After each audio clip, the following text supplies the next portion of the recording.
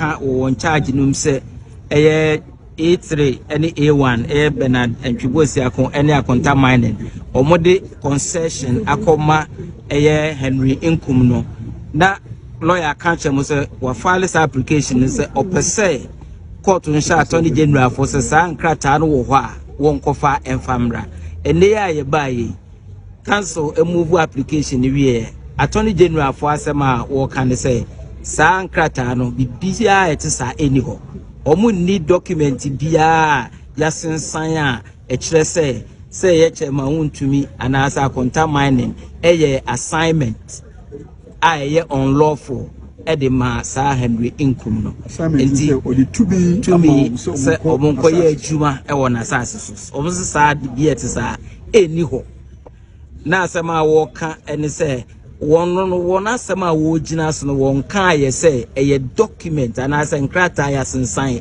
na omo gina so ntina lawyer kan say nei nani agipa kire say eno pa na ahwa na fapema attorney general for no gina so nti omo an se krata bia etisa ni ho dia na je say adekode botaya nti a de sa motion na application no bedom court no ye no de ya achieve sa objective no the tosumi no enso so ene say as to whether or not our application was wholesome.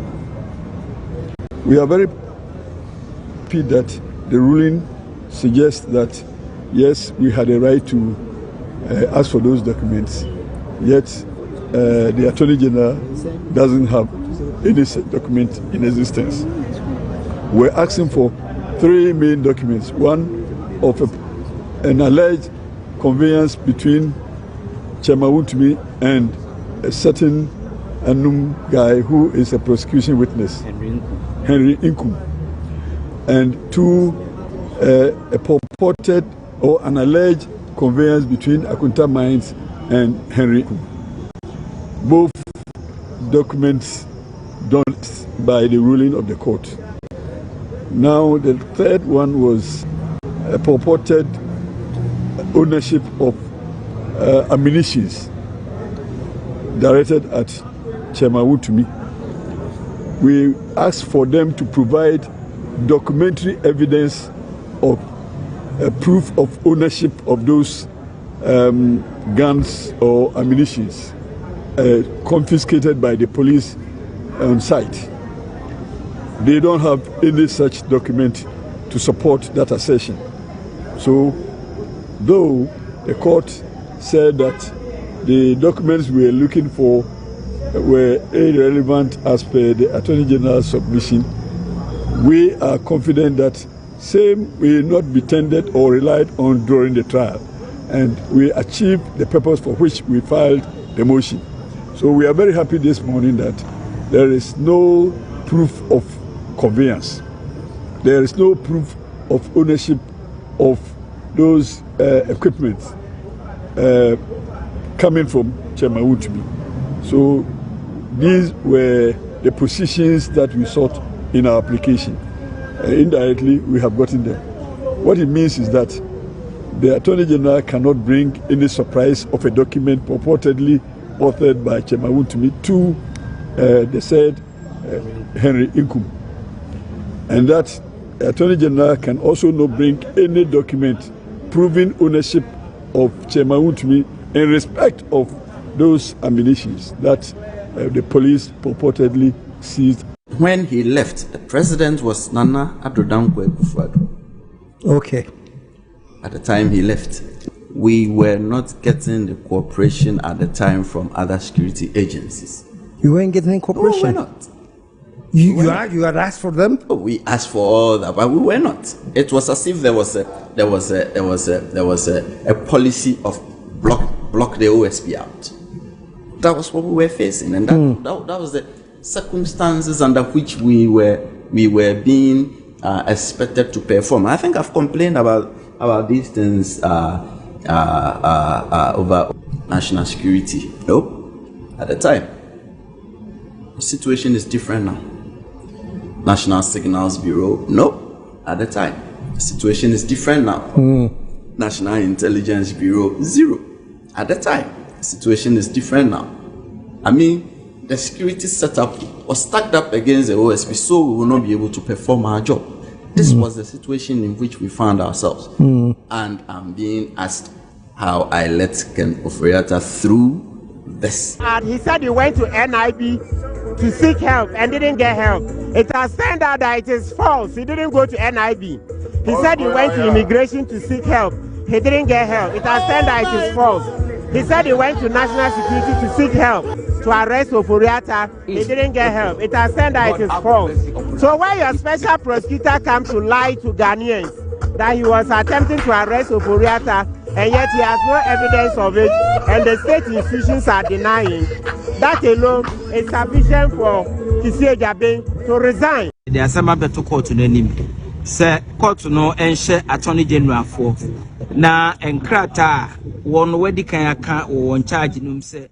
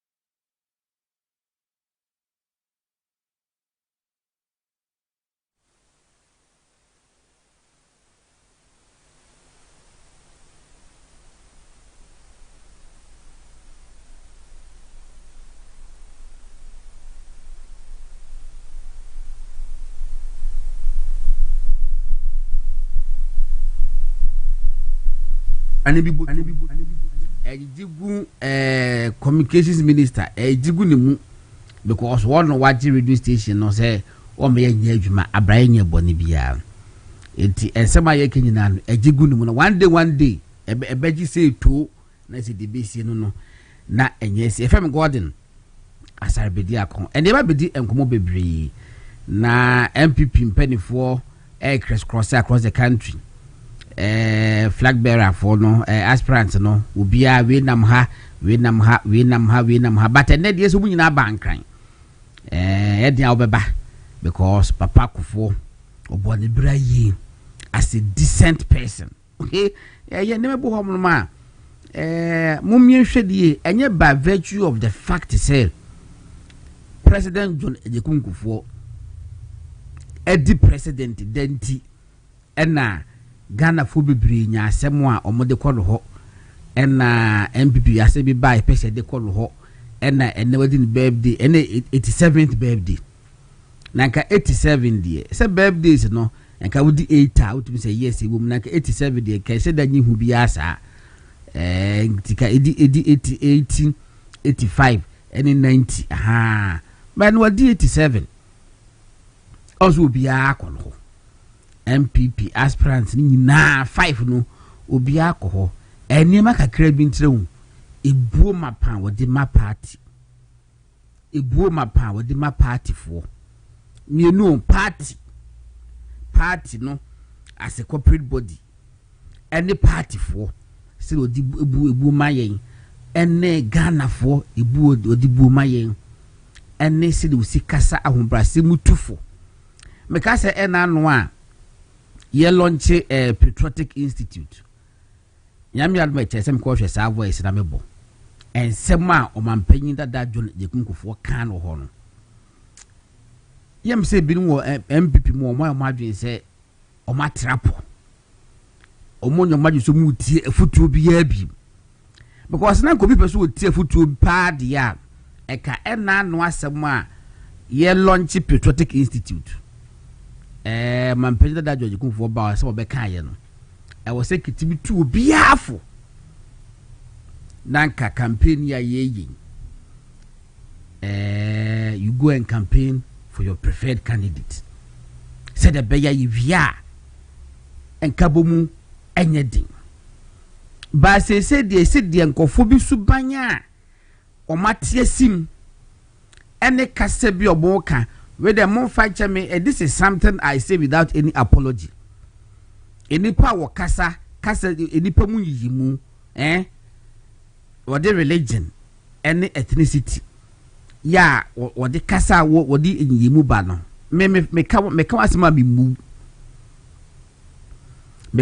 mu because atade ehemi me asantini ba me kopma atade man ka se be paduanani ana asunani ana bretuo ni na obepam atade ama me man ka ne sawo na ba hweduana midina kokola midina lo payinso me meka se me kotokoko alo papa na me kone se me ma me fe no boahema ba me kone so bi ton koko anopa no se fe no boahema na ton awi koko a chale we pa de e mate be ko se na me fili because boahema de ko boba iran pesi yi boahema de ko boba iran pesi e ma sana bi en ton koko what I say na sana no 22 zafi ene ni wachi na yeni na kwakwa so no kwakwa so ene de omo so nton kenki na yeni na azamatifo ne akofafo so aton mo efe ne sei akpele amayedi ene ademe sa de wiasete wan ene ofi say wo do ba wiase was medie efi class 1 se meye we ni a me aduanani a aduanafo nko na achema de classroom saa amakodidi me ka me de hospital na me tema driver ne ayi mate ni na munya aduanafo na me hospital so a aduanani doctor on se wa badwen sa just wa bodam dabi ke wo de eye clear picture me chemu wa badwen sa no wa bodam because ebi ni wiase unhuni sa wa wo dwendwen sa no na isi deficiency dambi ne wo yetrim o ma free o man panyin dada Kwame Nkrumah so besi nne so far me who president a wawari di kromu manu opatwo di ahwehwe mame so far me who president from Kwame Nkrumah time ebesi nne ya wawari di kromu ni ba si enya oba president emema president eni enya wo mo so far madwen ma so bi hwe ye na obetima me public education and model mapping mo mesa public education say president abagana why na wawari ni kromu ni ba in fact say yeti wo say wahin popro otufo na wonkwaso meka bo dia na mabom mu ase Nigeria nya santini otufo no anu tom wakase eba asantema mpuntuo mu dia ye ma ya santema hu hia ye sa asem no me pacho se wonimu nyansa don't go and misinterpret the otufo kan ye no me ka bi message say wonimu nyansa don't go and misinterpret otufo se ba otun asante empuntuo hu a ye ma ya santema mu ehun nsem ehia ye sa no kan wonka se mo asante hu hia eti hu zimani a pem no hu pepe ni a pem no da bi wo se ye ka asante mpuntu ho a ye ma asante hu hia ye ya asante se hu hia sa no kan en boni bi ani otumfu mpu ne yire eya chimuni Lady Julia etisi mate ma se me ka wo mo ka na tribalism sa na mana eya na wadwen wo fom eti na ebedi komo bebre na Kisi Jaben say me the videos be mine minim so boy dia Kisi Jaben ingrate Kisi Jaben we ingrate chese ade bia ni ho anani so we ne papa why bone ti ensema ne Kisi Jaben ti mika fa da na Akufo Addo ho said the na Akufo Addo appointing as SP no was setting up say won faili hey na ye ka wo bia wo fight corruption between you Kisi Jaben and na Akufo Addo wuti pe no o se beboa wa me yehu enche on be yi wadi eh fact enche Jo Mahama be yi Kisi Jaben adi enche bia ye yi na dia na ye yi si boss so adi me po dem se biyon se be yi Kisi Jaben adi no ne office no mo scrap because it is one of the most useless state institutions. It is a drain on the national pace. It is a drain. Eti enkomo ekoso da wutie nsema wo kan wa say twantro say e brack no frata ye finance minister na opesen ko che no na na Akufo Addo na say ne cars nti na oni kwaso be che no menu amanase azura wuni atro bibi enkomo de ko so na meken kan wo se wo boa because Kenofrata free Ghana na MPP lose power. Kenofrata free Ghana I think 4th January. What cause po chief of staff amane say na ho dodonto kwa ba bibi ne yefre na na se wo ba obeba. Na wa se da betwa ntro atolo so. Set in the cars inti no I mean, well, 2 days ago, we say Emrano Suche will be our Ghana. It doesn't care who you are. But that time, why did it care who somebody was at that time? Are you a coward? Are you a sycophant? Who you wine? Enter be you ready. Prepare, hand over news. We are day. Won't even be a man in so John Mahama one trust still will be you ready. So prepare for that day. Is enche bia eba. Media mempesi beyi na di based on Martin Pebu because Martin Pebu take it for me he has no credibility. Martin Pebu he has no credibility. Okay, can I say basa but I think say petitions no obetenya adi bi omo abi obetimi di abono amono krampa office no mungu no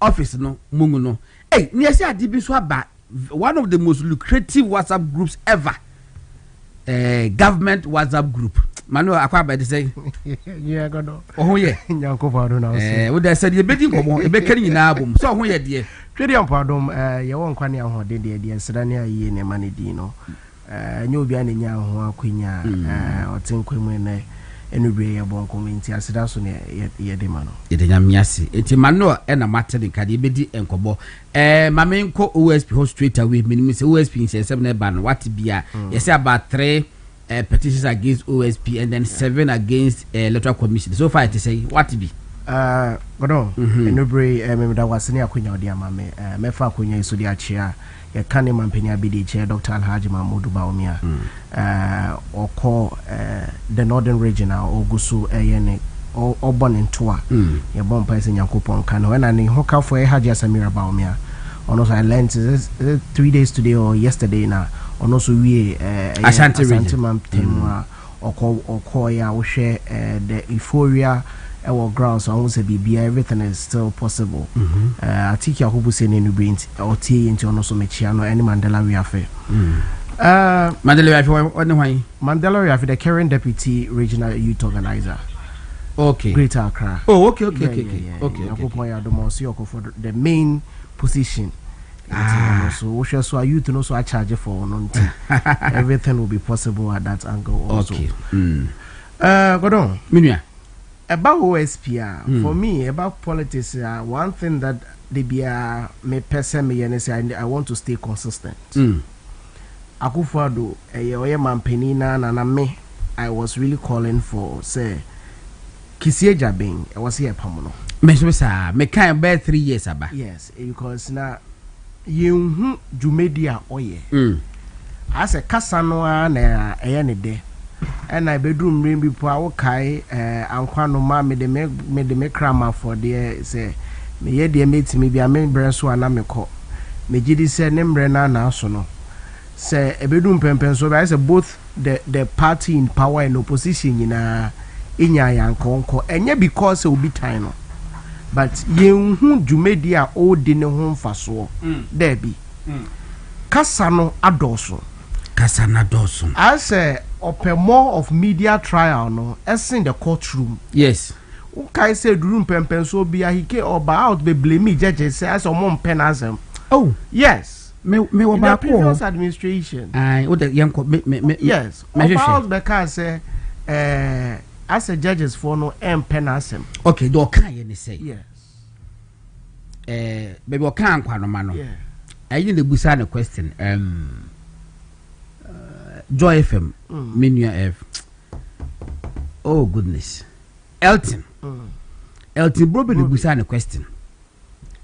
And I was say Elton wulu musa ni mu ankwano me de me kra ba for obwa Ghana na ye de kra ba for na ye de esen adwe abo adwe and say be fawe. Yeah. And was say some in fact as a criminal law lecturer and a celebrated one at that obia so far me won chema deeda but obia kise jabia chena deeda e law faculty bia boni dimpa say wabin yeah was say na danfo bi tio na danfo lawyer bi and e ka che ne say ajagefo bi akoye meeting say kiseja be the assembly court wa bebu agu no so what kind of bonting meaning judge for akwa gangi against why and I want every judge home was say na danfo bi awan boda wa na danfo wa money din na danfo no judge no the lawyer wa money din judge no so wa money din enti the question is why am any evidence enti the Rebecca say you were just speculating yes and at the end of the day no yeah ye crying suamra yinim say as menim ni de wudi unkru anaso bo unkru ewo court na enye media ni mu ba wo sha that's ade bia opeye pa and I wasn't surprised when the recent you can say media engagement or show bia or looking up to or no pa Ira Dominica and I just say Ira Dominica and also when you engage lawyers and who engage lawyers or match or madia. You also say he's very good. Oh yeah, that is true. But Usha so also at the end need you pass a media trial. Yeah, me say. I will say football, but I support team be. Me support Chelsea. And yenka football. We support Chelsea the yenka football say. Maybe United and they were kono say bit we winning put the but I will say share football more. Few good footballers. Yes. Anything be good coaches, successful coaches. Yes. Few of them. Yes. Obi to say be I say Zidane, on say Zidane yes. Or Madrid no or Bayard. Me say Madrid ni. But a lot of them acquire him fat. Yes. It's how it's of Moga akoye. And other Pinkrophobia so they didn't succeed in their field as players. Yes. But about coaching so Omoya de pa be say Mourinho say Mourinho bo. Yeah, by back coaching and Obayard. Na so point me sha enu bi na AD Yera Dominica Yene any kiseja bin nya because eba at the tremu dia who engage lawyers almost they are very good. But eba court eba say delay with issues as a whole, they prefer more of the media trial than the court on Bekono Makwakodiasem. About OSP in particular, there for me, I want to be consistent. Mijidi say, Edum Pempen so be or say ye pamono. Always see Ghana isika. Ye nyamfa so be in free and Jumedia odim. Because okay say broad ye mamisi da pa issue yi baye. A buyer no far media near more cars go my fear called display at the end of the day no or my atias yes a mammy no or she needs same more or ni crime no and yeah corruption but or suspect say and yes say or engineers who or suspect say ebe money laundry. Enko yoko. Okay, so ye koya mama FBI fo nyina ba mu. Anko siaga. But before that no na ye guma mi animase. Ya trying no in the media. Ya magana fo nyi bebre ati ase se ma me na boman no kro no.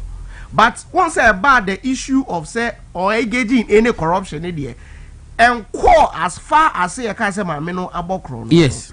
Ain't he already know what dented the reputation of the woman? For the issue of papa Kenuforiata. First of all, my head here say say nani ni bra and I say ni busu ni na man peninti na went to me and ye wejuma and no cry a patch say you don't fit to be in that particular office.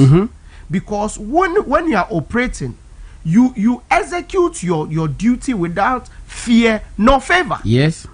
That's one of the pledges I will pledge because we call lawyer you can say article 14 is it 47 or office would judges for anyway now call judges for more promise or more year when the oath almost swear before I had best one of the way omka say execute or duty with neither fear nor favor. And he said bedroom pempen so be a wejuma yemuno na usuro bibi.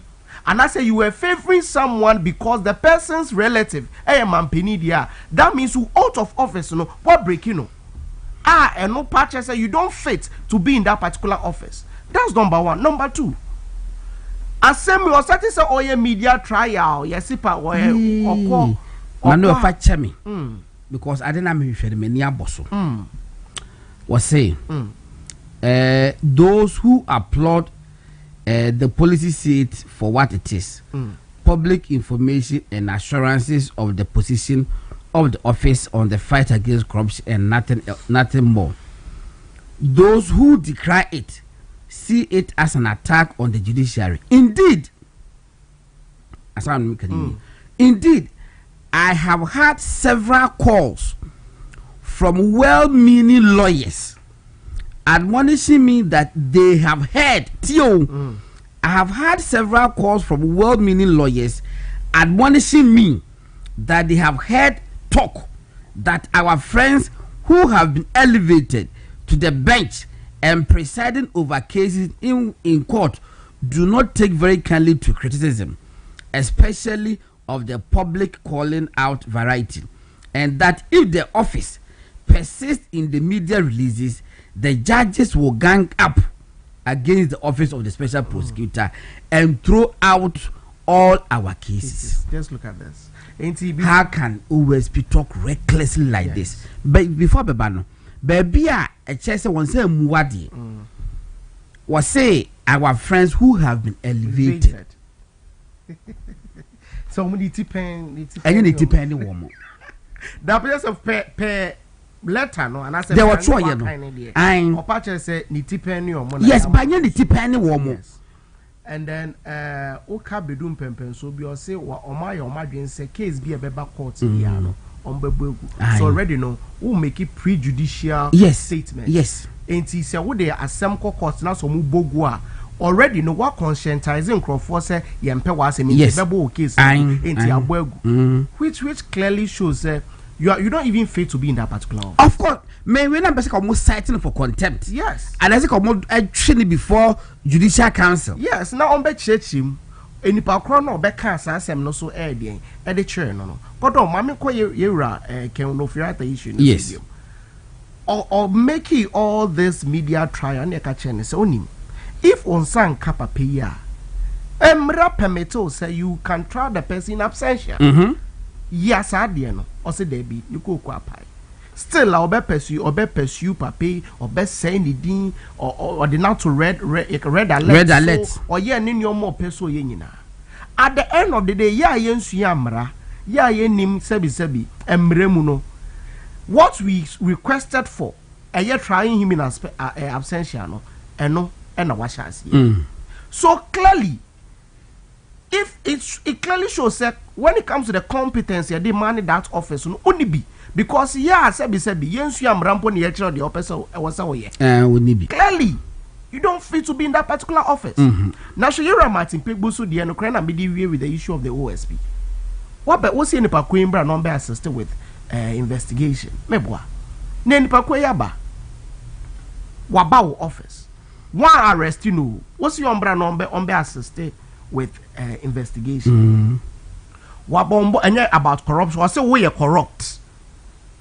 And I want us on Kiseja being corrupt. What's why Kiseja being corrupt? Now some say Kiseja being corrupt. Why do you arrest me? Detain me because I mean for landed property in Fambra. And now they are mommy bill.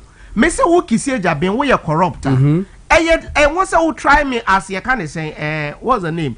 It's not a criminal case. Debbie. Ma defame you. So you charge me for defamation, which should be civil. And it will show abuse of power. Na koto de budget. She me saying, ma me say repeat bi. Ade kronti a, say me wo speech me. Yes. Metia na metimi say difa so. De ro na tia. Eda da se breti ya. Ye di USP ho nkomo se ye bia.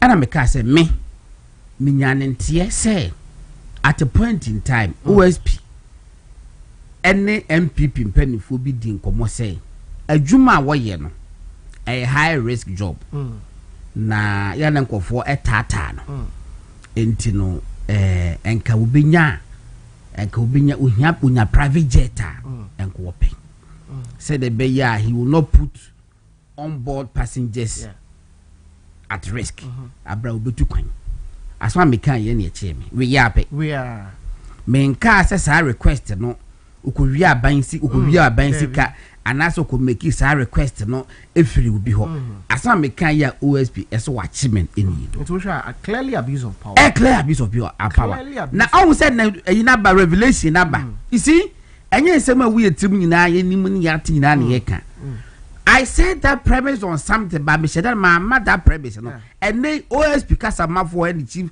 strategists. And the me premise na be trouble because that time na OSP the nam one and nam Ghana and penny so embezzed in penny so catch up say obi penakun wo Ghana and unti no and I'm so be penakun wo at a point in time wo catch enko say ya tutu crab on the car wo say besi kuno and unti here private jet. That's why I said that. And I'm saying today again. And then some dako. Ya wa ye corporate affairs the chief strategy. Wabeka say Kise Jaben on 2 occasions assassination attempt on his life. Yeah. So clearly they are all kind.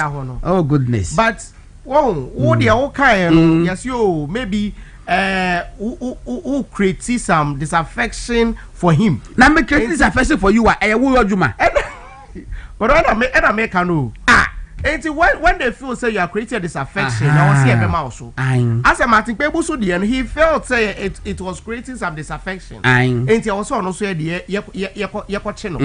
but if as a special prosecutor, you can was him, obedient to me kasa against you. So be kasape ube mouse. Mampeni kure kasetiano. Mampeni our appointee. Ye kasetiano. The allegation be to ne so mampeni abedi eche de na yanka ntiano e wo memuha and now kura working was it because of now ono ye mampeni nti o set you up you are set you up you are denting his reputation yes o set you up for what and as we unim say you set you up ye do what to office be you set you and you so be resigning. One that I don't between one minty as you no go down. I am Kanoma. What the crowd bar for you? Between one minty as you because we are more opposition. Nasa one judges form per wasem. They are told to be known who did this say settle up. Why are you not resigning?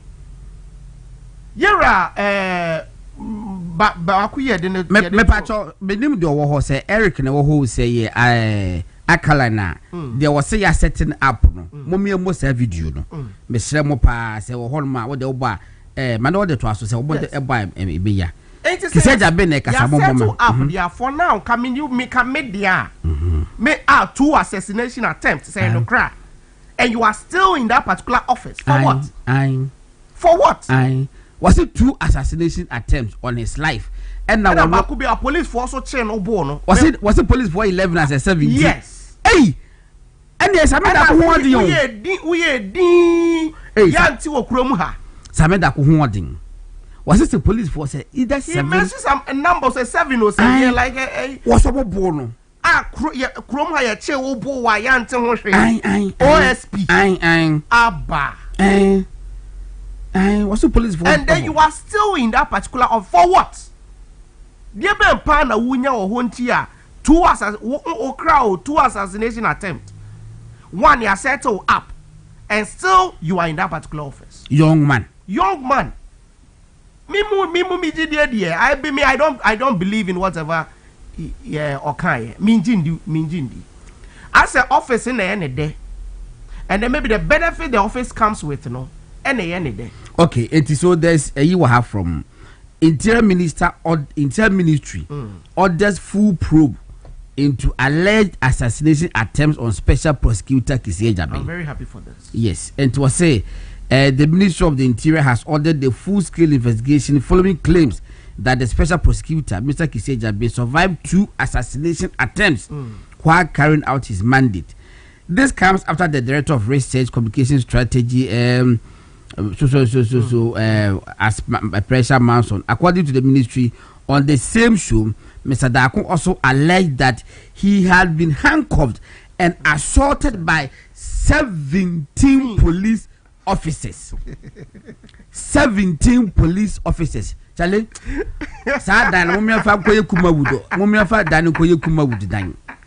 I'm saying it on record. They say, Office of the Special Prosecutor.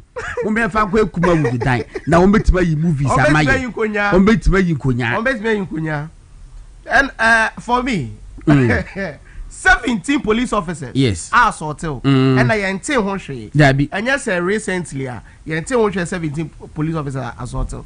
For me, I don't believe it.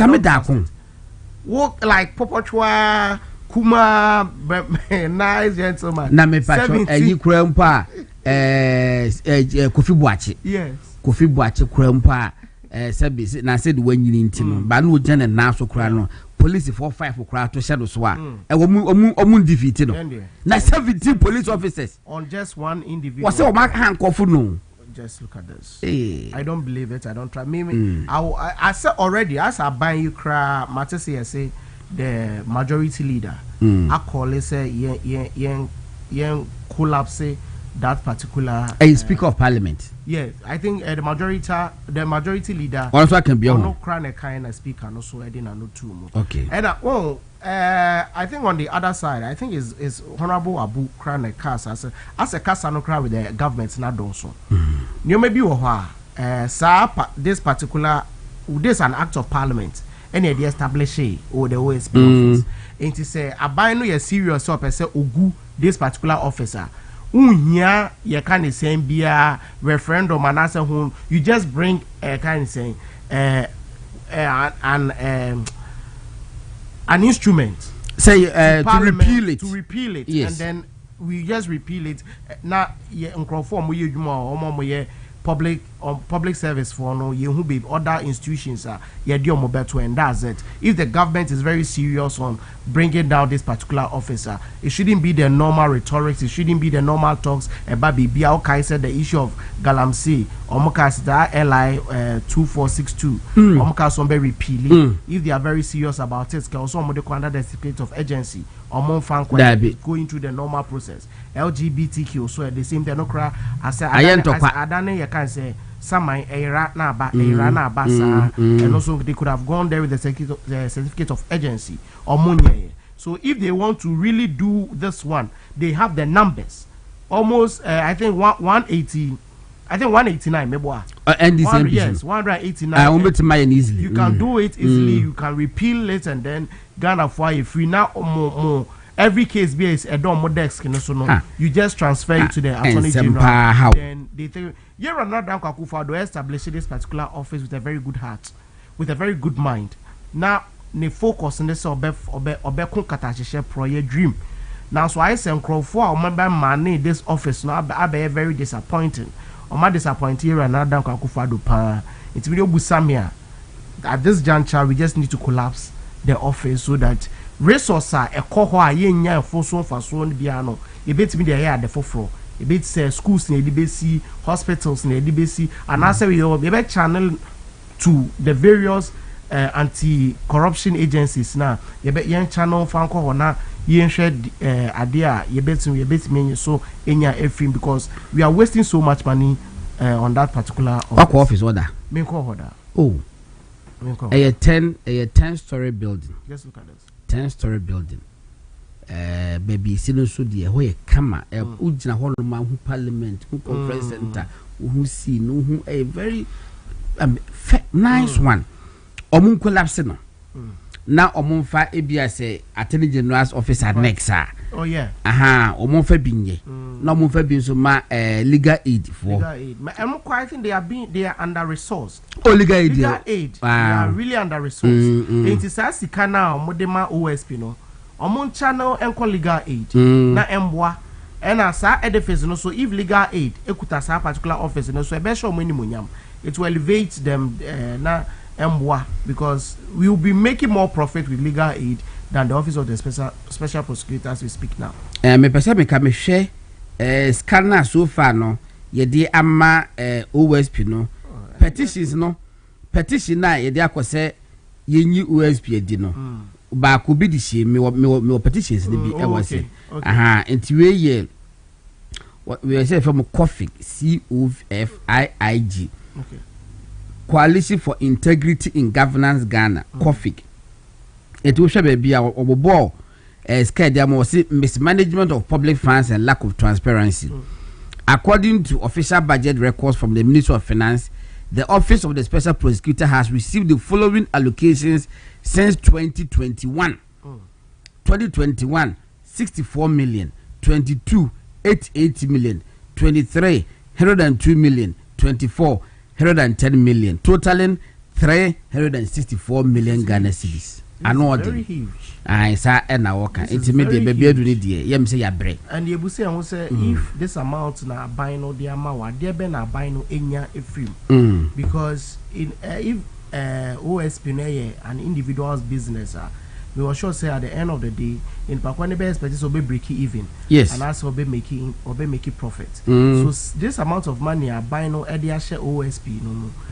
Our summer you say business ahina or minus so enya every OSP. And you go busampo corruption ben case ben or mama so omedi to the end omenya ehon faso e dey am no. Nothing. You see payroll fraud to be teacher for payroll fraud to be na it was upper east was a day na we could get about 100,000 baby 100,000 yes, with over 300 million and what 100,000 per my idea. We want serious cases, we want serious victories, and yet the OBDH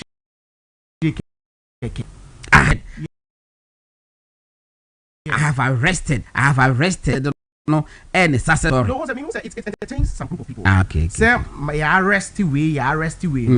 Yeah, Italian crowd be there. If I'm being specific, here another Kakufa do free abemu say. Whenever you no men this if what to say you arrest you be pay but they think say the arrest amount to find kind of say conviction. Omuni say what the difference between a rokai say you ratchet my to me cry. You arrested no. The euphoria yanko for deck yet match no. But arrest no, it doesn't end there. You need to go through a long trial. Arrest yes, at the end of the day, no, you need to provide evidence. You need to provide you kind of saying facts to back your claims before the court can stand on. Say mama you kind of saying victory. Then unless say you do kojina. Sa animal farming judges for Ibiwa. Animal ya do kojina animal farming judges for any profwa. Sebi omode the court of dictators and ebu attend dia say do kojina Idi Amin for court here. Say judge bisa na do kojina nim the end you can be assured of victory. But say judge or we mra enimu mra oye a judge of substance no. Or share the nitty-gritty of the case, the facts that who produce, the figures that who produce, and the evidence that be produce. The amount and obejina so the ediebu attain. Now say yet you obina so we need at the end of the day if the prosecution no ain't mean produce any facts, any evidence, any accurate figure if I'm backing the claim at the end of the day no you better case nego. Okay. So we shouldn't just rejoice when we hear about arrest. At the end of the day, the focus should be conviction. And you can't just assume. So be a bokronunti, yes you no cran and also MPP ninti. Oh ya cheno or bokrono. Ya mami see that pa. Ya didn't go at the end of the day go see saying. I think you see your mother say it could be money laundry. Well, no, what they are some call FBI call by in was say or suspect. I say and after the corruption. There be or suspected money laundry. Money laundry. And yoke of war and a yoke of war see there be. Sa crime, so called crime, you know. A be born from the predicate crime. Into a said we BB. Yeah. Na at the better so. Okay. Into the foundation, you know. No, it should be established by or no OSP. Yeah. But when Timmy establish it, it's so I establish it. The yoke of Timmy. Hey, he said that be saying when they took a pie. Hey, change na mo question. Hey. Anyway, I was for Manuel Dako and I'm in it. I said my yedi and corn were MPP Mante now. Omkasama MPP over piano and na yedi and common program did the Ghanaian high movement television. So if I'm Gordon Asare-Bediako, yeah, call MPP internal matters. See the AC course so share say them for see TSC mu na we back put do say and na the women's fellowship for na almost ye back on the bar yem perfect what he say and the sikusasi for ne man pussy for air conto kwabi enti no am say Jesus Christ me bank kan check see nenso so no meet maka say after say gamanche back on if ni amugi ho yem say ni amugi free mu no de what me this wow when you ask me do what is say ono cry I think there is ono cry what is we na say question say high court to be cry buka okay in fact on my bread ono na ubusa me pa dia me say the otisu say you know na say ono na ma the gan edmunyam no abasoro he is really doing good. Yes, and but before previous ones no na omunya equal matia you because omu pie kwa na ehuma wo mo nti ne ka say that time ni nti no enkrani bia mfata say o contest bibia na sabi producer na wo kokwawu a wo kokwawu a na no me she da fa kwawu me fa that side ho afa begra ku pie kumase media babe 12 hours e wo kwan so komo sa ene kwawu krampo na so dwi se dani ho and so because of that you know it kwawuni entimi the president ana why ne ka say asumdwe wo Ghana baabia enu ntino and in fact say kwabedu ka say okobole bamboya president watisuyi enkofo aye tukotena fo akwakotena Ivory Coast ay refugees yet President Mahama is the legitimate president of the Republic of Ghana. MPP internal matters Manuel Yanko. Minia. But MPP internal matters. I'm sure said the next 10 minutes it be free TV so. Near social media by Entwaso. About MPP internal matters. We share clearly no BGD said the electorate and as a delegate, you know, most of them know GD say tradition should continue. Because the tradition to continue and as should continue, then I'm a patria.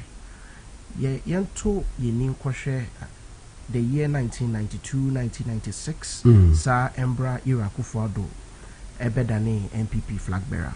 The year 1992 no ye the year edubuahin and edeko akono anko ye amayasa the year 1996 yes is a candidate e the Irakufuo ebaye Irakufuo so anko ye ba eho no MPP for yesua de bi ye hwe say adentina you lose this particular election with a wider gap than 1992 anu na ya yenkrofo more the other side no monka no almost so Irakufuo appreciate in vote in the year 1996 I no cre or appreciate in vote the same way Ira Rollins who appreciate in vote. So now no the bone of contention I said the Ebeka one will be the gap in the year 1992 the gap between Ira Rollins and Ira Dubois near 1.1 million.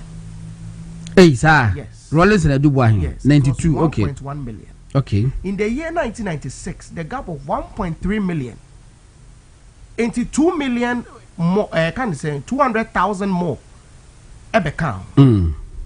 But we learned our lesson. Say, another election in the year 2000. Should we change a candidate now? Yes, sure. Say it could be say in the year 1996. No, repeat the candidate and you lose with a wider margin 1996. So with that, let's keep the same candidate. And again, in the year 2000 we won. And then there is a similarity between the year 1996 election and the year 2024 election outcome. Osha, in the year 1996, no, I think we were 66 in parliament. Now what the same minority in the year 1996. So that I think that was 200 and MPs 200. Yeah, and then but what we got was 66. Yeah, yes. And then Osha, in the year 2024 we were 88. And Saibi Ababe Frim were 98. Osha the next 2 years, and you call primaries. So Kaya in 1998, and yes, I call primaries, and you call elected. Yes, and this time to 2 years after 31st, yes, I call for primaries. Why do we think Adena Yensesa the dynamics? Adena Yensesa, you can't say. Adia year in the year 1998. So share delegates on your Mukasa, they want to repeat history. Because yet me repeat history now. What happened in the year 2000 will surely happen in the year 2028. We will see victory in the year 2028.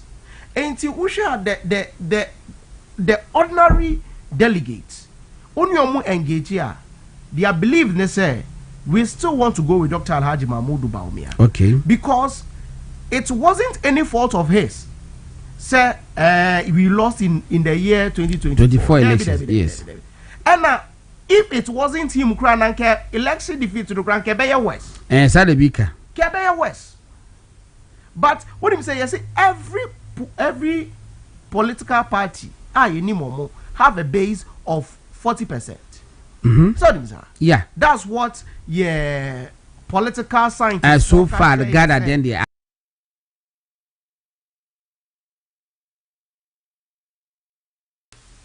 with all the things you see, the candidate was able to get 41.7%. It should tell you, say, if with all the things that happen with Kronimuno, the base of the party need kept faith. No more GDA. The base of the party needs a Debbie on one you will be or see a day. Ye did say or ye the right candidate. And see your 40, the base and your 1.7% here. So why should we change a candidate?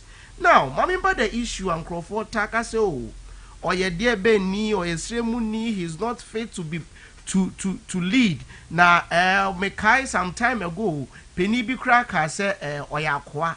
No, I bet Sumery uncle. And I'm a tekrana a yem one because I need pay so not or your MP in Ashanti region.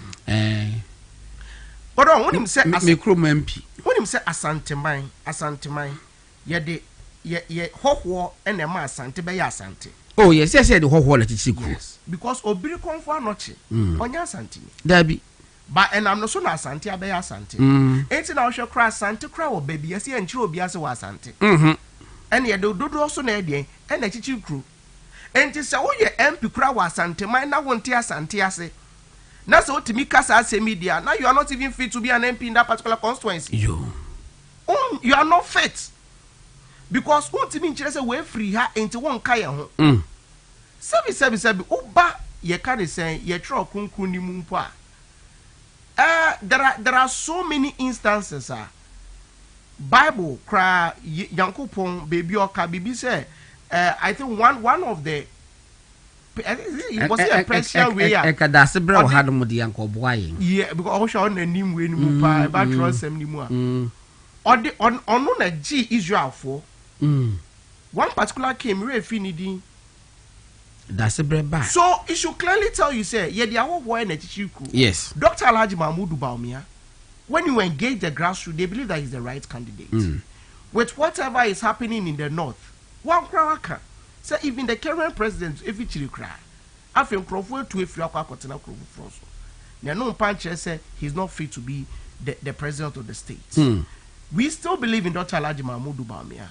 Ye gidi say ne nim die a wo ebetimi abo abakro na kwachi.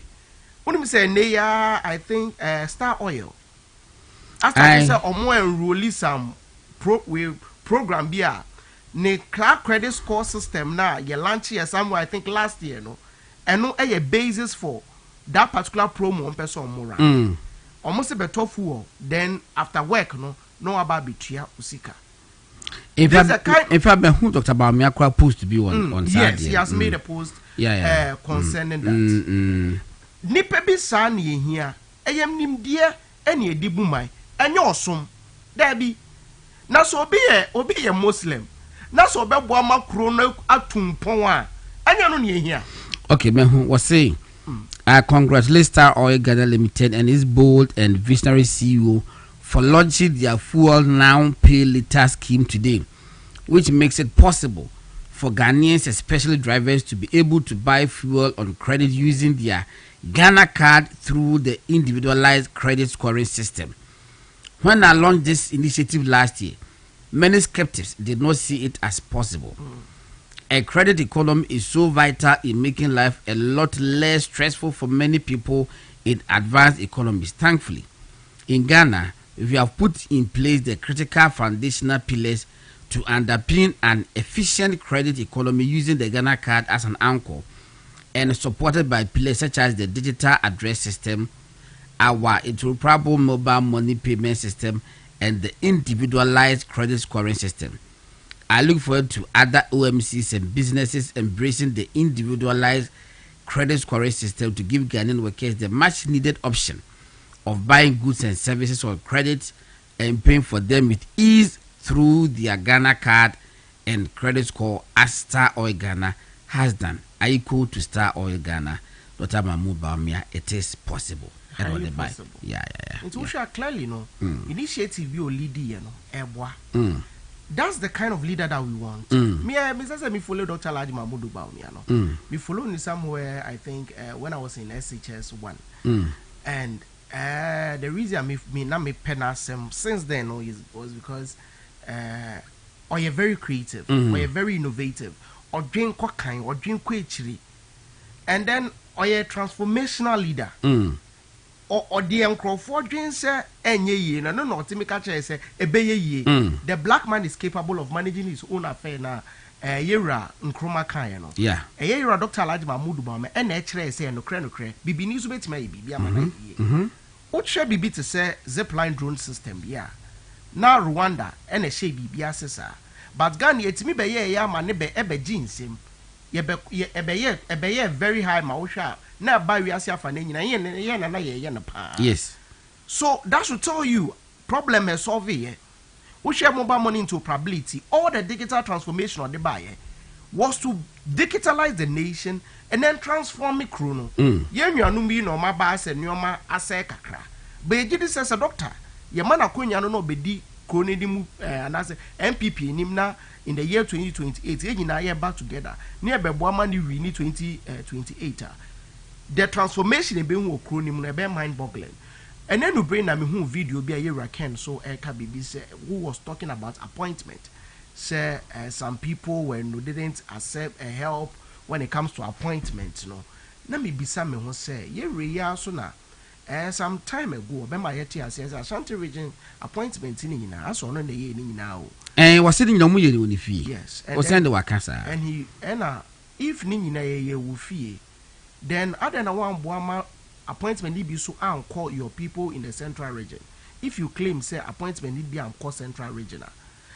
But say crackers once there are sometimes they also make some statements we say for my benefit and the year Akufo-Addo no and was here ye pack your money na ye di new person neba. Na one na person almost benefit. Na omo nyina omo contesting nyina with the exception of Yera Kwamine J. Japan. All of you are part of Akufo-Addo's administration. Omunya ya appointees. No, Munyina, you were all part of Akufo-Addo's administration. And you also Munyina Mukodanchen. And I will show we have appointees and Akufo-Addo almost supporting Raken. So the question is, you was a position on say, Unya Kunya no why now boy? Unya Kunya no why now boy? What would he can it here? Musloka and so uncrow benefit and Akufo-Addo. Oma mamoshe na wo a wona wo so ye Akufo-Addo appointee no. E dey na wo ye ma grassroots no. E dey be na wo ye ma MPP ni a na ohia bibi to say placement. Dey na otimi ye ma no. MPP ni a na ohia scholarship e dey akọ school no. Dey na otimi ye ma no. These are the questions that we should ask ourselves. If appointees ADWT and then on these particular questions, then why are you questioning appointees? Omudi obieti. A person has creative perception. So as appointees in but in reality, a bit to do it. But you are not questioning them about a deal. Mehu a video back could be a former managing director of Bost. Yeah. Ura Alfred Obeng Wakasa. Na Ura Alfred Obeng a ye wake be a ye. Yana de rubu baby. Wasi uchembe bra ye wasi. Se uchembe bra ye wasi. Ura Alfred Obeng MPP ba bemu 2017. He appointed as boss. Managing director. First year, so-called scandals now a rocky MPP are buying. Yeah, NDC for a year campaign to MPP. Now what they come? Moving pina. I moving pina and zoop oil. I was deeply involved because that time woman FM. Na me hwese de ye gu na Akufo-Addo ni mase. Na me catch media for say mo messing ye nko ne nko baby kra ade yi wo because obi say e contaminated word wakoto bi ni ade ye call tema e ko hwe ye eni pado do say e na wo fa omo wa adwuma Yeah, that's the question. Eni pado do say e na mo free Western North se hwe yo so potemu a wo Alfred Obeng wo fa wo mo ene wo gina bonte ka se wo ma MPP $2 million now ma MPP $2 million no wo be ye managing director of Boss no unya sen. That's a question. You have to tell us. That's a question. So be ye managing director of Boss no before you were sacked no how much did you get? Yes. Question and how many people from Western would they forget about Shanti, forget about Obo Moses Bila, Unimomo? You're all raising your own constituency. How many of them did you employ? Just before 2024 elections. What's I say with the word dollars? When I can you was all dollars be bring holomo entino omu discover one also the dollars be share womo emma so called anti-corruption fui edi try boy went to me yano. We've lost power. And you are coming to say mo be that time mama sanko for the buye kwasia so obi bu kwasia dia and na wo kan na mo bu NPP before kwasia because now we kuta power. Yes, but also omo kasa they don't really think through it very well before they talk. Because sometimes they be Austria swa they only say enyoma ya omaye ediama party no. The question is there be na party no so there ayama. What did you get at the end? I mean, I was crying of car same be na me one and said I am one baby mu ba pumi say ne women fellowship for say ye di obi bo mo mbeto aba. Why women fellowship ben for no and God me say me hu asore for asore call no yanke ko share women fellowship for nanka yentimi engage on very well because pardon the thing is once always the people want to beat the religious drum and then kaso we ceremony and we Muslimi ni anti Christians and to abom. It's a lie. Pardon, because even the last election now, to Obama era, Dr. Alhaji Mahmoud Bawumia better than a flag bearer. No, or we need Ashanti region, a regional we account for a dominate. At the end of the day, the entire country a Christopher. I think Christians are over 70% member. At the end of the day, he won. Yes. And he will win again. Because we don't vote based on religion.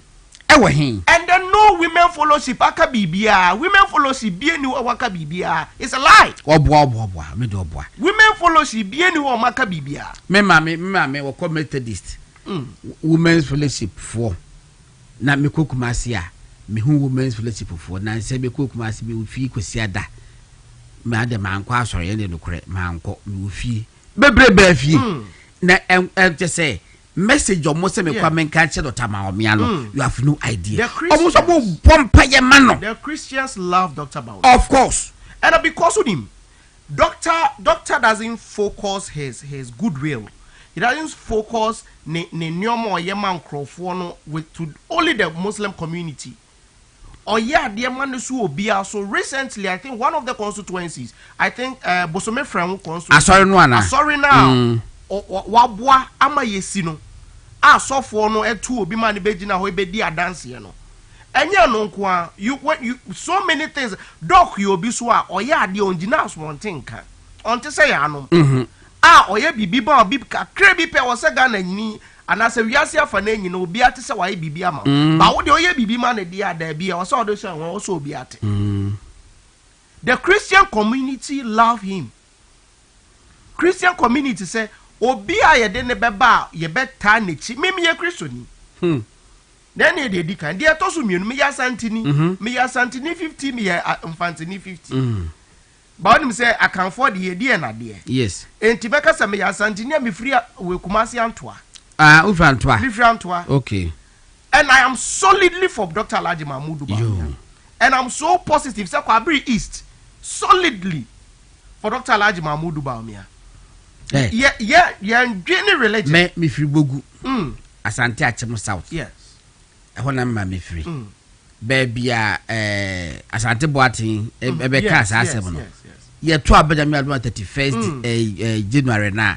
Dr. Bawumia ebe win sa constituency no. Solid. Me papa free ma so nkwanta asunyunu. Asante memu ye to aba Dr. Mahmood Bawumia ebe win.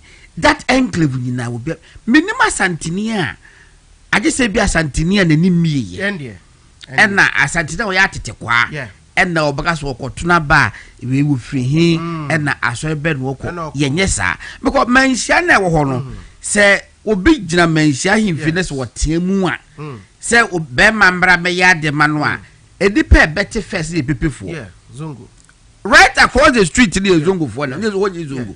You never bunya than you what country ain't he? The focus is not about religion. The focus no any about tribe. The focus any about ethnicity. The focus no you be obeba beboa the MPP as a political party and Ghana as a whole. It's a no be I see o wakonya ni sika. Into what we be and this way be mera chama won to me. And they say the chama won to me but no be flag bearer. I'm go for Zoom live. Anna despite. Anna Angel. Angels who you mount. Yes. Zoom line will you ma. Yes. Angel will you ma. Madame back also, what Tom Pabwa, or Kaisi. Yes. What shops bear 8. Yes.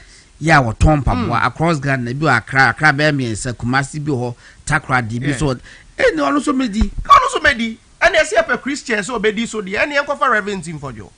I saw because on I suffer. And then a first a Cali Bishop conference penny any rep Nanka. Now Monday fair saying a Christian council almost you know community CNE Nanka ye found and now Pentecost for such a Pentecost for some doors son of more yes which I dispute statistics in the support I may say that ya some Methodist for your numbers for moon oh etika ye Pentecost ni back near ye me a year first Christian council ni back near ye Cali Bishop conference momiensa mo Christopher mo found contest in the and I said, I said, the Mumbai primary. Yes. We back one. Let a better picture against businessmen, Zoom live versus despite any angel, and it's about to watch. I want to me war 5 radio stations, 5 television stations among other businesses. Yes. Na komo be contest. Na komoko. And na ka yesi ye kono that tangent pa na ka Christian yesi nyameso man as Christianity na de ko election. And na ka Christian Kwabena Andrews. Eye sofo abuso. Se na ka ba sanka oso na man be. Yes. Because of contest. And as a okay pa na time be sofo will be contested for presidency. I think New Vision Party. Aye. So okay pa. Oh me kai. Seka better than the Kelsey to Abama no money better than Nanka. So it is asofo mpo present you more as president for say to Abama for president. Now you to Abama more. A part say on mine no the focus is not about say I was say you to Abama obi oyo Christian. No, who determines a Christian? Because Prophet Daniel Cancer. Yes. Prophet Daniel. Was actually a prophet in Poo. No, a prophet. Prophet Daniel Cancer. Yes. Prophet in Poo. Onye pastor. That be the prophet Daniel Cancer. New Vision Party. New Vision Party. MVP. Yes. The Kaipa. But munyina Ghana for anto aba because they look at the vision in Pakoni Kuta. In Pakoni share the economic condition at that particular moment. In Pakoni share policy are they all present. No, just opposing it to the policy. Yet the other you can say party also present. They are checking the track record of both political parties. That's where the voter makes a decision. Voter are not looking at ethnicity. Voter are not looking at religion. Voter are not looking at tribe. So one put that thing aside in pool. But on the last election, see Beka. Yeah, we need 3 regions. Maybe okay, Northeast, Ashanti, Eastern and Ashanti. Yes. And Aushakra in all the regions, your vote are reduced here. The only region your vote cost was the Northeast. Yeah, Northeast, yes. The only region and Northeast region. Clearly, no home support. Yes. There is home support. Yeso yedi ya den tane chia ye gidi say at the end of the day no the victory ye peno as the new patriotic party no yensa beka. Yeah. And there is no doubt about it.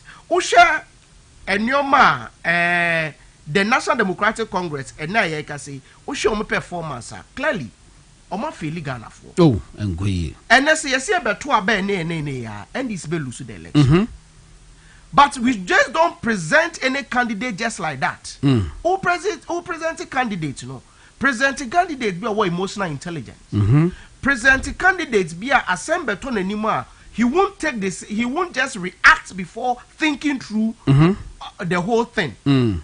Yen shape way candidates be a or the real policies about affect lives of people.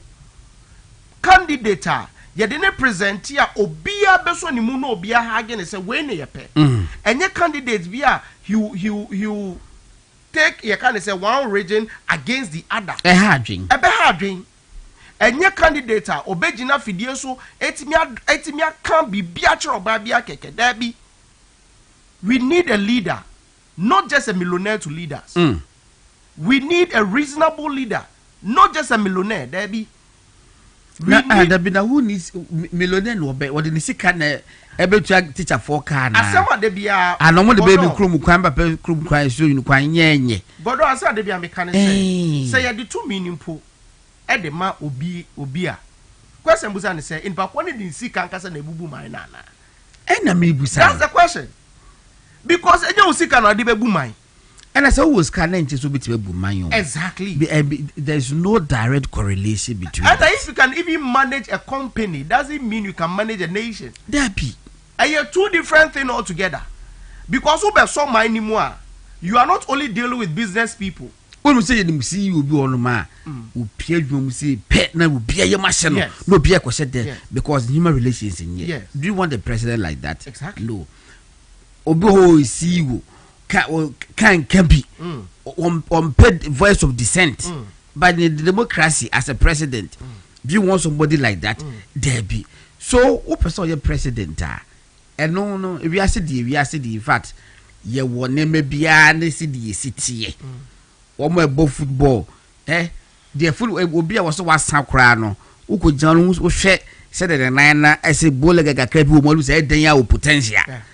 And who per striker once in a while been a binya striker were short but were very good now saying some of the one Chelsea ni a brand in Bemu United who's what United say then the the height no but what buy ye why improve it until any time be or perform kakra people make reference to the height despite that we say look even Messi we call diminutive until no yana kofoka and I read the bay and your presidential material obwa we akọ ware no wo ni say we marriage material who could ware no say we marriage material ta ware no it stop saying those things unya ya ka wo pe I go on we be so why I want to take serious particular notion be when they are campaigning that's one of their campaign tools say oh doctor oko then the chrome for cry are rejecting no e wa him for northeast no I'm coming one say they paint the picture say ofi north that's it too it's upper east na that's the picture they always want to paint say oh when you go to the north cry or ma rejecting no and but baby o free wale northeast region no one rejected him and America that was the only region MPP votes appreciate it. While other regions not echo form. Baby almost your dog nya zero. That same constituency so Yera John Mahama nya zero. Because of that tribal way na echo swa and I'm saying me more sure say I know I say eba Yera in Nesima I'm sure very soon or then a report echo present yama Yera Mampeni Yera John Dramani Mahama. In that same constituency. So zero no never baby because of tribal issues. Na asantefo no omo nim se do ma hene so e twa bo asantefo. Exactly. Omo nim se no so e ntokwa. Exactly. Ya mu obi nkum obi but omo nim se no so e chief tactic. So you see whenever we hear this particular argument now. Yen desisting free religion.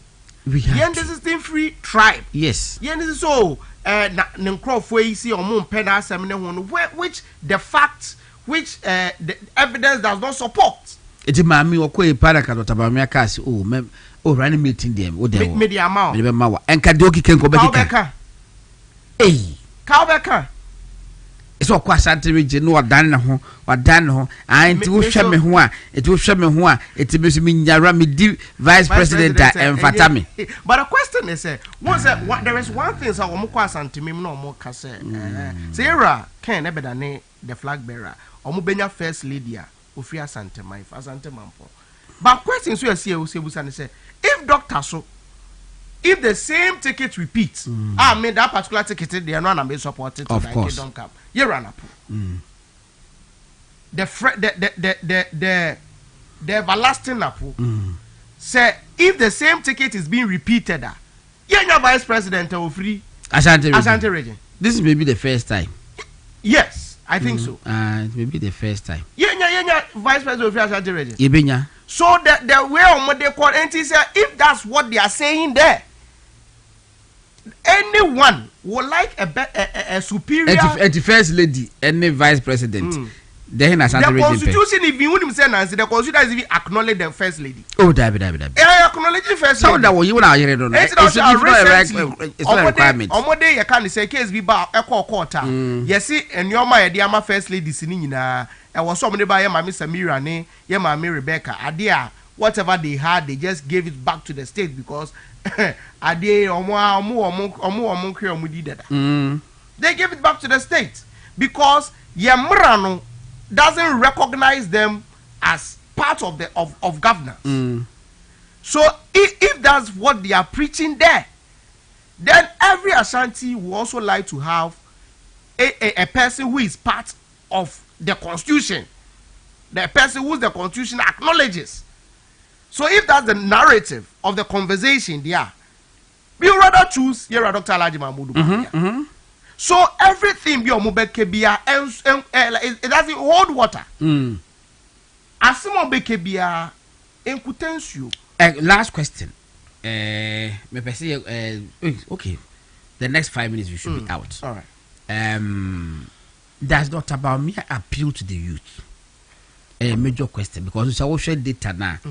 Ranting member one ye woman a door so chain and penny for no. Now, I say, Quabining Kofu Koma, you can imagine. Say, President Kofu Crampo Dean Crampono, if Professor Mills quite the almost a dang kai, yet they are voters now. And the question is, Dr. Bama, is he doing enough to appeal to the aspirations of the youth? Yeah, Ludo from Gen Z if we. But yeah. Who share all the presidential candidates or more as aspirants or marginal on the ticket of the New Patriotic Party? Obia or resonate with the youth pa Dr. Alhaji Mahmoud Bawumia. He really resonates with the youth because one guy's share policies are debia or kamwasem, especially the they call the last election. Nina policies are bois and mebuno. Bibi to say credit scoring system or person no person the bay. When him say as a young man and as a young lady away free university bay, you are not really prepared for and as Bibi I will best spend them much on because when you juma Jabi would be sika fuchisika pudu bia into your say Bibi now kwa say phone crown up person wotwa J netua no kakra the focus is on the youth. The Tosumino, so kai national rental assistance scheme. Yes, the focus for the youth. And about the guitar drive no, a youth. And most of the time, and as a maker say almost 80%, no, or more engaged with digitalization. Ain't you on what mebu nasi? Obey mebu no. And I wish I'm crawford so or my surrounding most of them. Mebuno. Share Minya Kwisibochi. Yeah, Kwisibochi. A young gentleman. Oye Bebunu. O share Dr. Kuya. Or any deputy spokesperson. Yes. Oye Bebunu. O forbid say me boss, Krobia Komna Santi. O forbid say Tago. Yes. O forbid to say Akbar.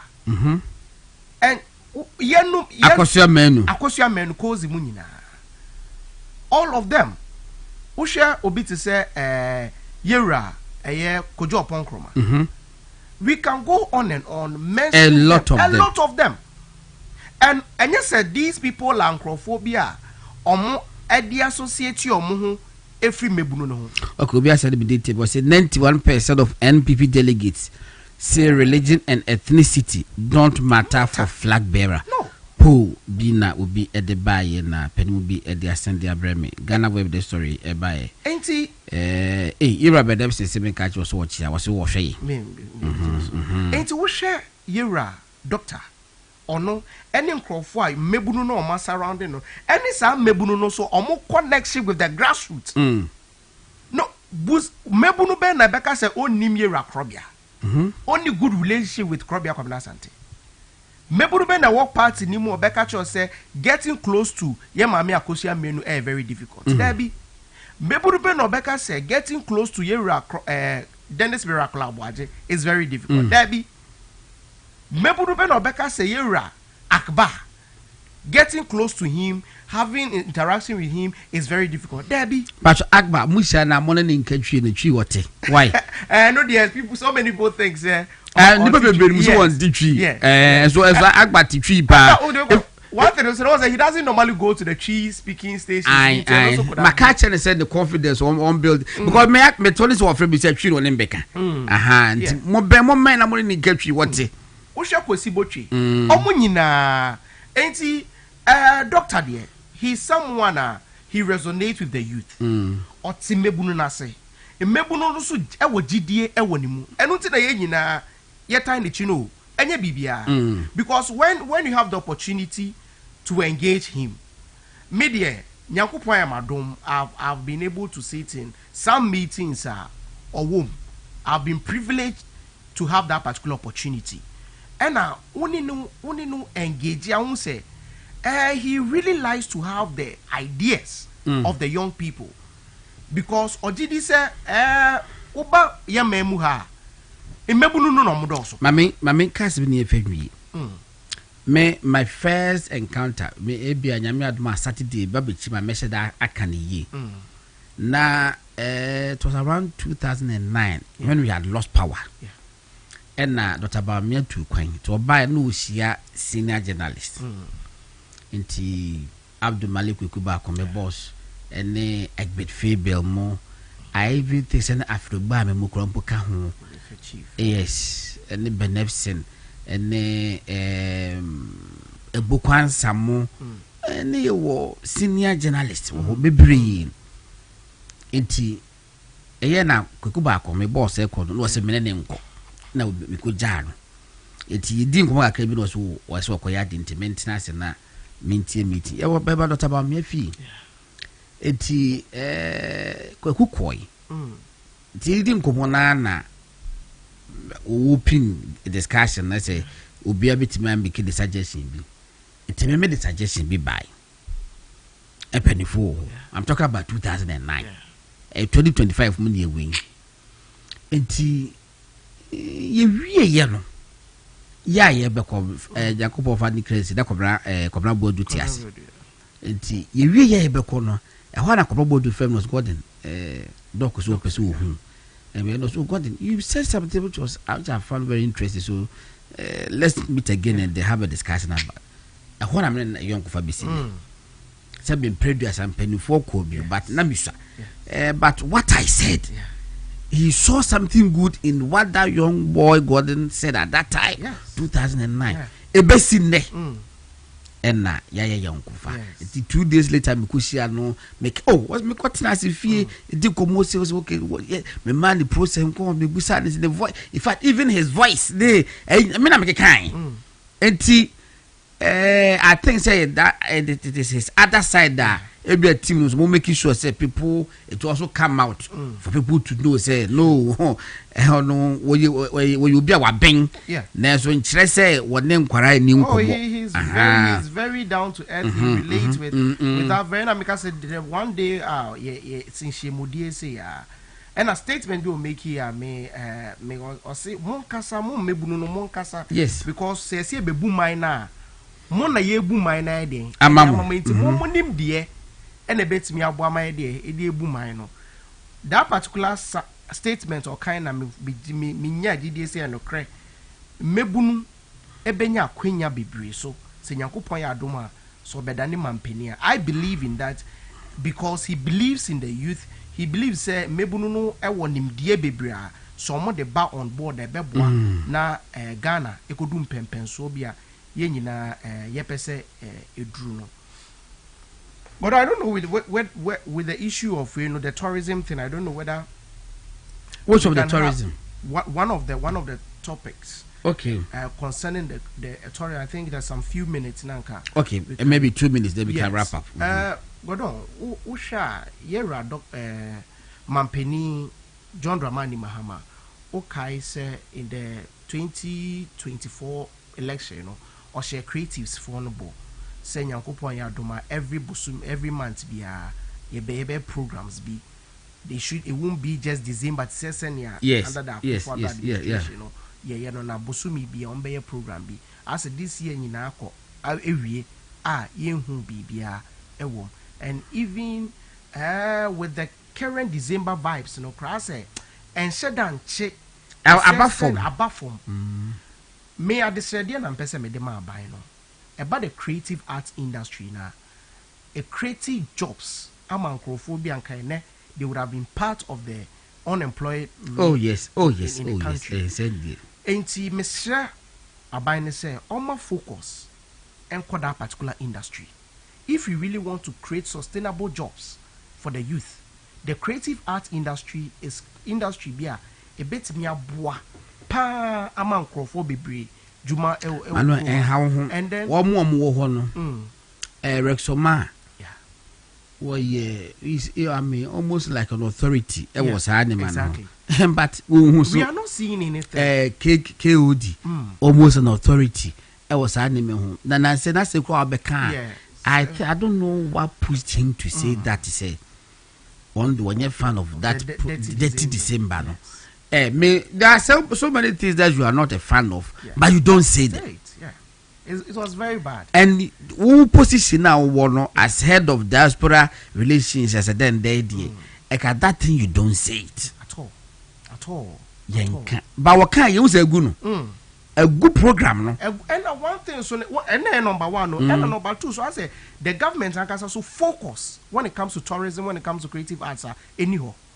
Because I think in this year budget, my budget is next year, my prepare Asase for the construction of. Once see some theater be if next year we did the whole year prepare Asase there 2 years now can do it with the theater at the creatives. For me, creatives, yes, Remo, we should all come back again and look at the particular political party bit the industry. Medio Busamia, make us the new patriotic party. The reason why I make us a creative scramble, you're a doctor, my Miss Amira Baumia. What if she is very about creative, sir? She is very passionate when it comes to the creative arts. Yeah. She also has a very good relationship with them. And see, creatives, mama yen share that particular angle. So what minya president say or this particular sector, this particular industry. Just imagine in some of it we are catching nukunu say on fambra that particular improvement. Exactly.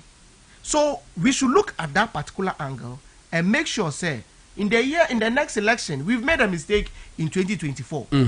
I claim we can correct it. But in the coming years, we should make sure, say, we right our wrongs and go back to the party and mark December, December, Ghana ha and now to consume. Menoka say campaign Edru Hinfa. Campaign or Yeradok, Yeradok Talajima Mudu, I think.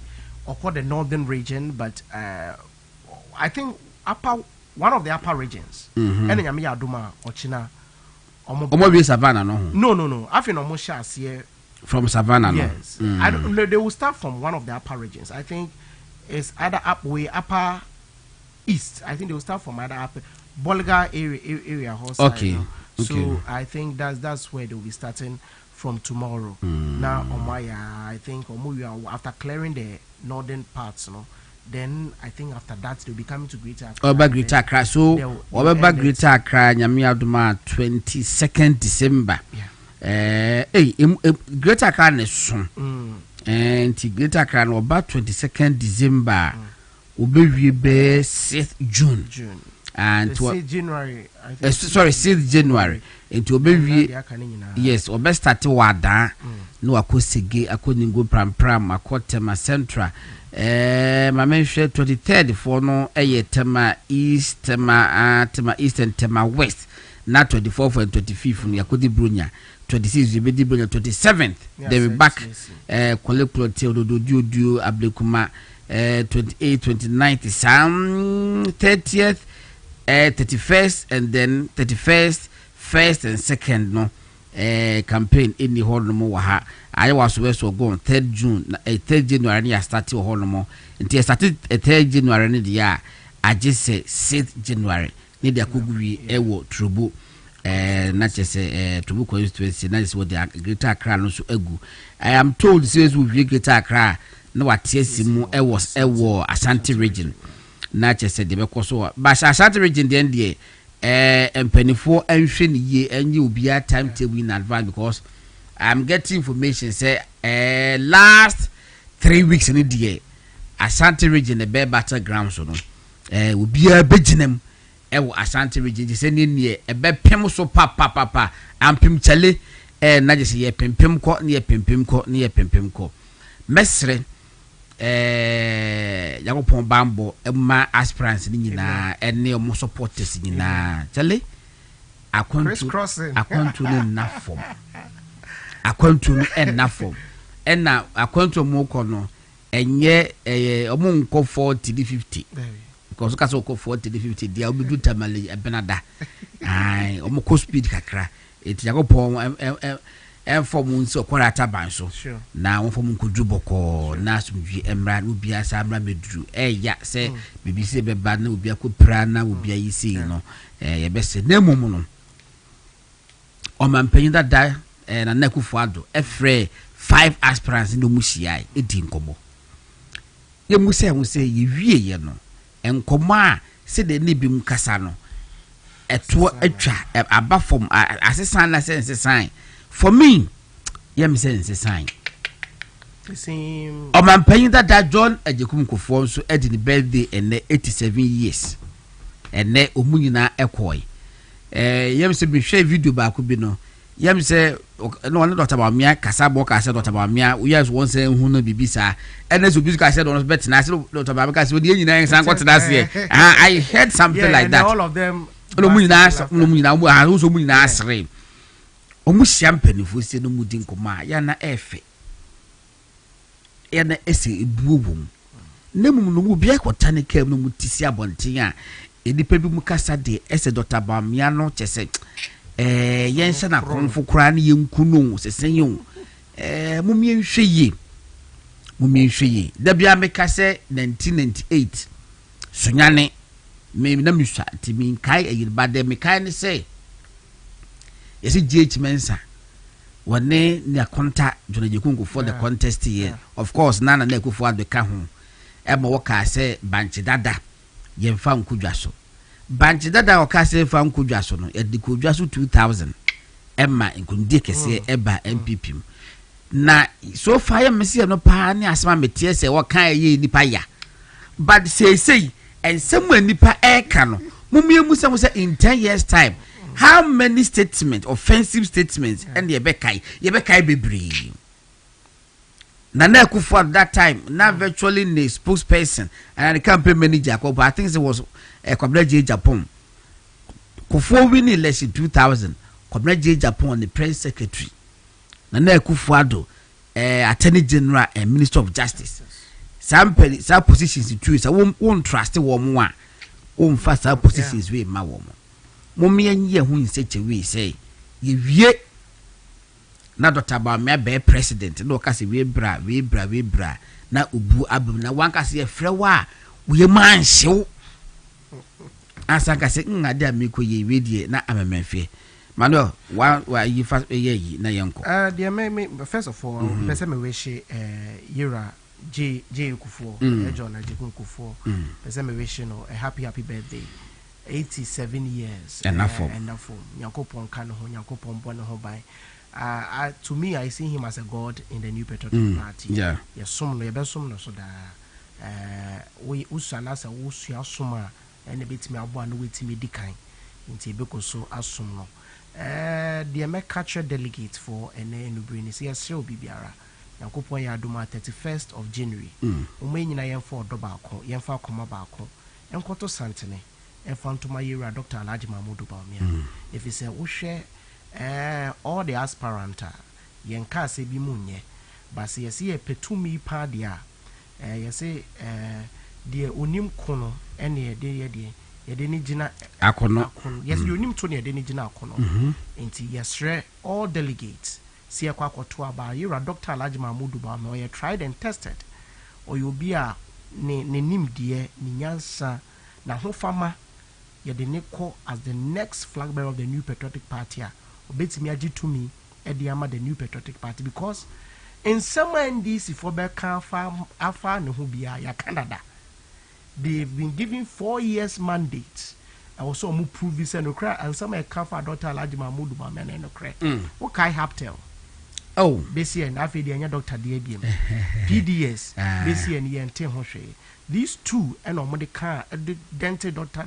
Mahmoud Bawumia ni reputation pa by the end of the day if he has been cleared a DABM no betimi again akafa no but bringing a new candidate no these people are going to cook different story against that particular person so for our own good mijidi see a presented doc biema ebeboaye editumi ebemba MPP na mebunu na omo MPP mu no so aboa ame bebre so enya kwenya aseve omo mai medasi etimano dako ena mote ne nkale de asida kese ebema original Amega Herbal Bitters original Omega Herbal Bitters. Say if you don't have increased energy and stamina, and enhance overall well-being, improve sexual vitality, digestive support, reduce bloating and gas and quandia, and we hear Omega Original Herbal Bitters. Original Omega Herbal Bitters. Almost a man, Upper Road, Obisi Bernard Filling Station, and Omo Chocho Skincare Products. Yeah, Chocho Herbal Industries Limited for Diaba. Chocho Herbal Soap, Chocho Herbal Cream, Chocho Royal Gel, Chocho Hand and Foot Cream, Chocho Skin Toner, Chocho Hair Products, Chocho Barb, and no ding. Kama. Wezo sono, Oko Bacho na Total Full Station na Ibuho Palace Mall, Panda Mart, and supermarkets across the country in Nano. Omo will be holoma. Mekan for Eddie Ama gastro mixture ya nature's medicine for Eddie Aba stomach ulcer na ha wa kwale kwajibi diarrhea indigestion so wa kwale kwajibi yenu no man so abosome so na asem asifie no kwaji mensoplax mixture na ohunto prosaplax mixture wadwon so bema prostate enlargement na ediwe ni apacho kona kwaje prosaplax mixture de bi na ohun entim enton nyame adma bronya ebe di apacho ye kwa kobo 23rd December star 274 star 6 hash star 274 star 6 hash ye beji ibedi 5000 ibedi 2000 ibedi 3000 pacho number no to no na ye utumetwa bi na wadi na kokrum tabia takum emema nyina aduro minchechire because emema aduro we bema na wonte ase dia. Then it explains why you are having that situation. The tabia takum 0243686861. Mekan for na medi amount kama Semens Vita Herbal Mixture bacho se wonam ya wuya the Arabia bese fe ne sciatica na no den hanko for panty. What is says will be say sciatica hanu a catch say Semens Vita Herbal Mixture capsules no ebetimi edin akaginamu high sense for attitude money so patro kone kwa jibi brunye ba mafienye de air conditioner asedwa service so still enkuyi kone kwa jibi chest freezers, refrigerator, television, washing machines, smartphones, sound systems, water dispensers, microwaves, blenders eni nyina ebi ewo high sense hono mutibeka for edi amount manual dako enene meneni bedi enko the from God na Asare-Bediako Akalan GH Adongo.